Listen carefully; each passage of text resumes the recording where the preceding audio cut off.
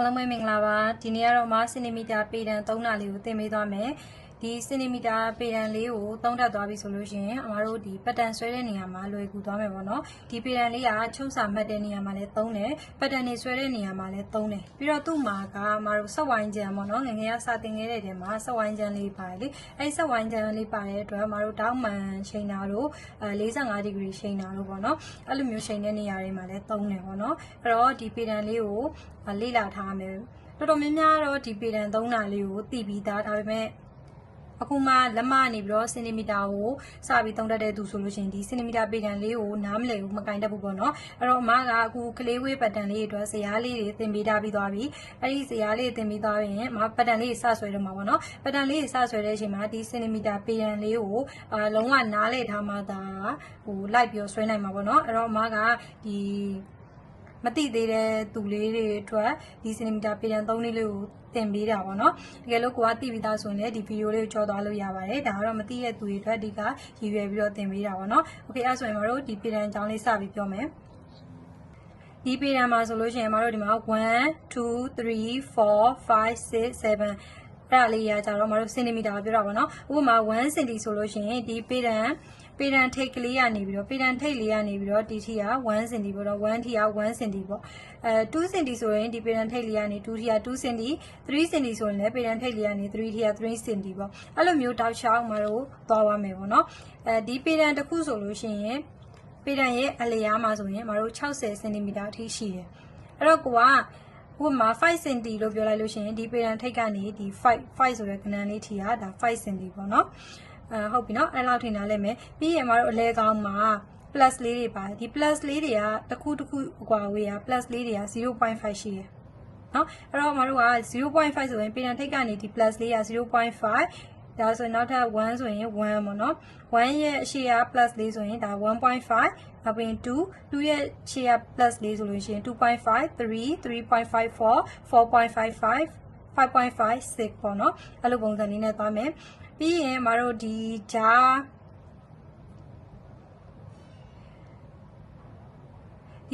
ဒီမှာအစိတ်ကလေးတွေရှိရပေတံမှာဆိုလို့ရှိရင်အဲ့ဒီအစိတ်လေးပေါ့နော်အစိတ်လေးတွေကဒီတစ်ခုနဲ့တစ်ခုကြာအခု1ပေါ့နော်ပေတံထိတ်ကနေ1ထိဆိုလို့ရှိရင်10စိတ်ရှိတယ်ဒီ1ကနေ2ထိဆိုလဲဂျာမှာ10စိတ်ရှိရပေါ့နော်အဲ့တော့တစ်စိတ်ကိုမတို့က 0.1 လို့သတ်မှတ်တယ်ဒီမှာအစိတ်လေးရေးကြည့်မယ်ဒါဆိုရင် 0.1 0.2 0.3 0.4 0.5 plus ရအောင် 0.5 နော်ပြီးရင် 0.6 ဆိုလို့ရှိရင်ဒီ plus လေးရဲ့အရှေ့ရတစ်ချောင်းနဲ့တွဲရမယ်နော်အဲဆိုရင် plus လေးရဲ့အရှေ့ရတစ်ချောင်းဆိုရင် 0.6 0.7 0.8 0.9 1ပေါ့နော်1 cm ရမယ်နော်အဲ့တော့အမတို့ကဒီမှာ 2.5 cm လို့ပြောလိုက်လို့ရှိရင်ဒီ2ရဲ့ plus 4ရဲ့ပေါ့နော်ဒါက 2.5 ဒီကလို့ 2.7 ပေါ့ 2.7 လို့ပြောလိုက်လို့ရှိရင်ဒီ2ရဲ့ plus 4ရဲ့ပြင်ကိုရှေ့ကဒုတ်ချောင်းလေးနှစ်ချောင်းထပ်ပေါင်းပေါ့နော်အဲ့ဒါဆိုရင် 2.7 ဖြစ်မယ်ဒီကလို့ 2.2 ဆိုလို့ရှိရင်ဒီကနေ2ရဲ့ဒုတ်ချောင်းလေးနှစ်ချောင်းရဲ့ပေါ့နော် 2.2 ဖြစ်မယ်ရမယ်နော်ဒါဆိုရင်ဒီအလျားလေးရဲ့ပေတံရဲ့အပေါ်ပိုင်းကိုနားလဲပြီနော်ပေတံရဲ့ဒီအနံ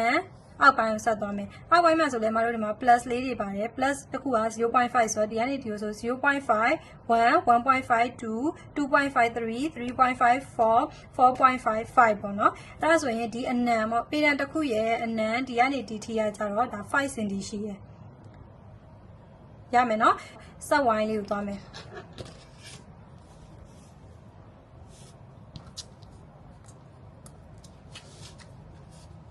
ဒီမှာပေတံမှာဒီ line လေးဆွဲထားတဲ့ဆက်ဝိုင်းပုံစံလေးကိုတွေ့မယ်နော်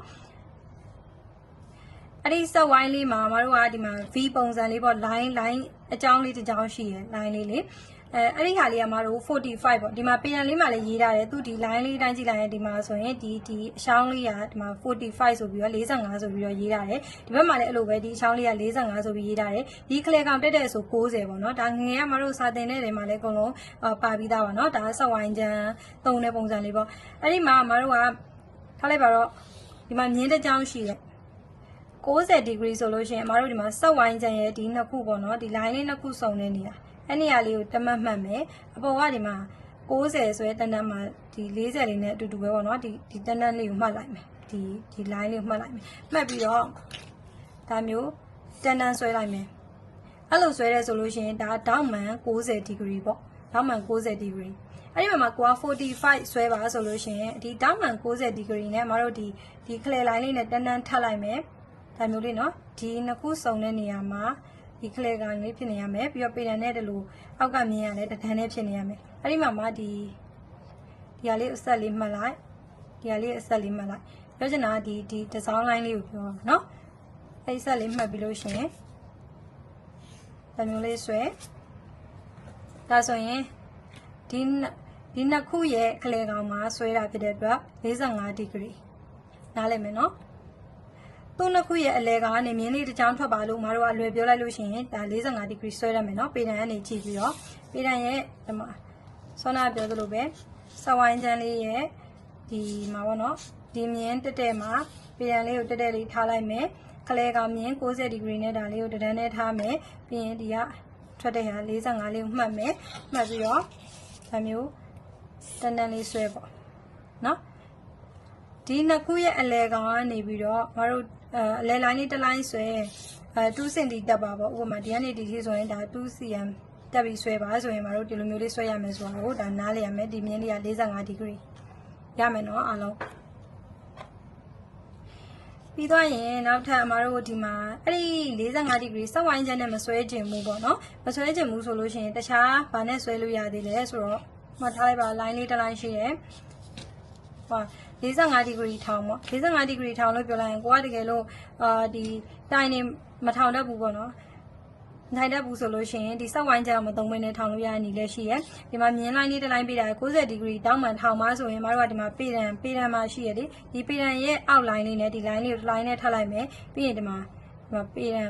တံဒီအစွန်လေးရှိရလေเนาะအဲ့ဒါလေးနဲ့ဒီလိုတဲဆွဲလေးရတယ်အဲ့လိုဆိုရင်လည်းဒါ60 degree အဲ့ဒီမှာမတို့ဒီမှာတွေ့တာဒီမှာလဲ cross မြင်းလေးပေါ့အဲ့ဒီမြင်းလေးရှိရအဲ့မြင်းလေးဆိုလို့ရှိရင်မတို့ဒီမှာဒီဟာလေးနဲ့တနန်းဒီပေတံเนาะဒီလိုမျိုးလေးထားလိုက်ထားပြီးသူ့ရဲ့ဒီမှာဒီတစောင်းမြင်းလေးရဲ့တနန်းကိုမှတ်လိုက်မှတ်ပြီးတော့ဆွဲလို့ရှိရင်လည်းဒါ45 degree ပေါ့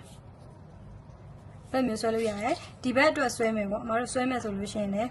ပေတံလေးကိုပြန်မြန်လိုက်ပြီးတော့ဒီမှာသူ့ရဲ့ဒီမြင်းနဲ့ပေတံဆုံးတဲ့တနန်းထားဒီဘေးမြင်းနဲ့ပေတံဆုံးမြင်းနဲ့တနန်းထားပြီးဒါမျိုးမှတ်လိုက်မယ်ဒီမှာထွက်တဲ့ဒီ line တစောင်း line လေးကိုတစ်ချက်မှတ်လိုက်မယ်မှတ်ပြီးတော့လိုမျိုးလေးဆွဲလိုက်အဲ့ဆိုရင်လည်းဒါ45 degree နားလဲမယ်နော်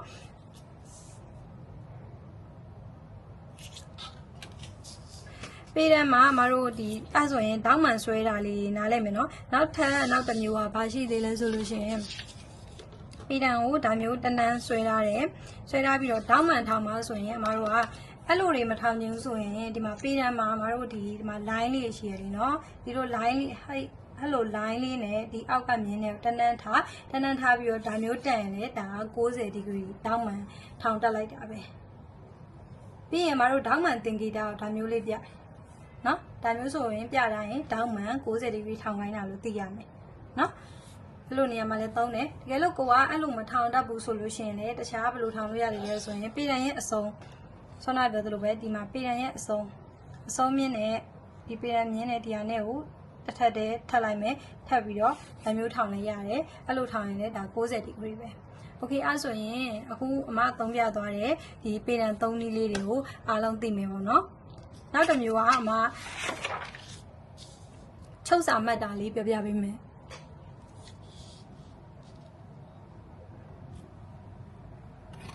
ရောင်မတူတာလေးနဲ့ပြပေးမယ်နော်မတို့အင်ကြီးပတ်တန်တွေဆွဲလိုက်တယ်ပေါ့အင်ကြီးပတ်တန်တွေဆွဲလိုက်တဲ့အချိန်မှာထားလိုက်ပါတော့ဒါအင်ကြီးရဲ့ပတ်တန်အစုံပေါ့နော် 1cm ချုပ်စာထုတ်ပါလို့ပြောလိုက်လို့ရှိရင်ဒီမှာပေတံရဲ့မတို့ဒီကနေဒီ line လေးတစ်လိုင်းက 1cm ဆိုတာသိရလေနော်အဲ့တော့ဒီမှာဒီအနီ line လေးနဲ့ဒီမှာ 1cm တစ်လိုင်းနော်တန်းထားလိုက်မယ်ဘေးမှာဒါမျိုးလေးလှုပ်လိုက်ရင်ဒါ 1cm ချုပ်စာပေါ့ဒီကနေဒီထိက 1cm ရမယ်နော်အဲ့ဒီမှာအဲ့လိုမဟုတ်ဘူး 2cm ချုပ်စာထုတ်ဆိုဒီ line လေးနဲ့အမတို့ဒီမှာပေတံရဲ့ဘယ်နှ line ဖြစ်မလဲပေါ်ကနေရင်တစ် line နှစ် line မြောက်လေးနဲ့တန်းထားလိုက်မယ်အောက်ကနေ line နဲ့နော်ပြီးရင်ဆွဲလိုက်မယ်အဲ့ဆိုရင်ဒီကနေဒီထိက 2cm 2cm ချုပ်စာထုတ်တာရမယ်နော်ပြီးရင် 3cm ပေါ့ 3cm ချုပ်စာထုတ်ဆိုရင်ဒီမှာပေရန်ထိတ်ကနေပြီးရေးမယ်မတို့က 1cm 2cm ဒါ 3cm ပေါ့အဲ့လိုမမှတ်တတ်ဘူးဆိုလဲဒီမှာပေရန်လေးမှာမတို့ဒီမှာတသေးလေးရေးထားပေးတယ်မ1 2 3ဆိုပြီးတော့ရေးထားပေးရနော်မ3ဆိုပြီးအဲ့လို3နဲ့ထပ်လဲရတယ်3နဲ့တန်တန်မတို့ဒီမှာထပ်လိုက်တယ်ထပ်ပြီးတော့မြင်းတစ်ချောင်းဆွဲလိုက်တယ်ဒါချုပ်စာထုတ်တာပဲเนาะအဲ့တော့ဒီကနေဒီထီရကြတော့မတို့ 3cm ချုပ်စာထုတ်ထားတာရမယ်เนาะအဲ့ဒီမှာ 4cm ချုပ်စာထုတ်ဆိုလို့ရှိရင်အောက်ကဒီ4 line နဲ့ဒီအနီလေးနဲ့ကိုတန်းတန်းထပ်မယ်ဘေးကိုမြင်းတစ်ချောင်းဆွဲမယ်ဒါဆိုရင်မတို့ဒီကနေဒီထီရ 4cm ချုပ်စာထုတ်ထားတာကဲလို့ 5cm ချုပ်စာထုတ်ဆိုမတို့ဒီပေရန်တစ်ပြားဒီအနံက 5cm ရှိရတဲ့အတွက်ဒီမှာဒီမြင်းလေးနဲ့အနီမြင်းလေးနဲ့ပေရန်ရဲ့အောက်ခြေနဲ့တန်းတန်းထားလိုက်ပြီးတော့ဒါမျိုးလေးမြင်းတဲ့ကြောင်ပေးကိုဆွဲလိုက်ပေါ့နော်တန်းတန်းလေးထားပြီးသားဆိုရင်ဒီကနေဒီထီကမတို့ 5cm ချုပ်စာထုတ်တာနားလည်မယ်နော်ဒါဆိုရင်ပတ်တန်လေးဆွဲပြီးွားလို့မှ 1cm ထုတ်ပါဆိုလို့ရှိရင်ဒီလိုထုတ်မယ် 2cm ထုတ်ပါဆိုရင်ဒီမှာ2 line နဲ့ထပ်မယ် 3cm ချုပ်ပါဆိုရင်ဒါ3 line မြောင်းလေးနဲ့ထပ်မယ် 4cm ချုပ်ပါဆိုရင်4 line မြောင်းနဲ့ထပ်မယ် 5cm ဆိုတာပေရန်တစ်ပြားနဲ့ပေါ့တစ်ခါတည်းမှတ်ပြီးဆွဲသွားလိုက်ရုံပဲโอเคအဲ့ဆိုလို့ရှိရင်ဒီနေ့အမဒီစင်တီမီတာနဲ့ပေရန်နဲ့ပတ်သက်ပြီးတော့ပြောတာလေးကိုအားလုံးနားလည်မယ်လို့ထင်ပါတယ်ဒီဗီဒီယိုလေးကိုလိုက်ကြည့်ပြီးပေါ့နော်သေချာလေးရအောင်လုပ်ထားပြီးပေါ့နော်နောက်ပိုင်းအမပတ်တန်လေးဆွဲတဲ့အခါမှာဒီဟာလေးနားလည်ထားမှာပဲပို့ပြီးတော့လွယ်ကူမှာပေါ့နော်โอเคအဲ့ဆိုရင်အားလုံးလည်းနားလည်မယ်လို့ထင်ပါတယ်ဗီဒီယိုလေးကိုအဆုံးနဲ့ထိကြည့်ပြီးရတဲ့အတွက်အားလုံးကိုလည်းကျေးဇူးတင်ပါတယ်နော် my ဗီဒီယိုလေးသဘောကျဆိုရင် like ဒီ share comment လေးပေးသွားလို့ရပါတယ်နောက်ထပ်အမပတ်တန်ဆွဲရလေးတွေတခြားစချုပ်ပညာရေးနဲ့ပတ်သက်တဲ့ဗဟုသုတလေးတွေကိုအမြဲတမ်း page မှာတင်ပေးသွားပါမယ်နော် page လေးကိုလည်း follow လုပ်ပေးထားပါအောင်အားလုံးကိုကျေးဇူးတင်ပါတယ်နောက်ဗီဒီယိုမှာပြန်တွေ့မယ်နော်အားလုံးလည်းတတား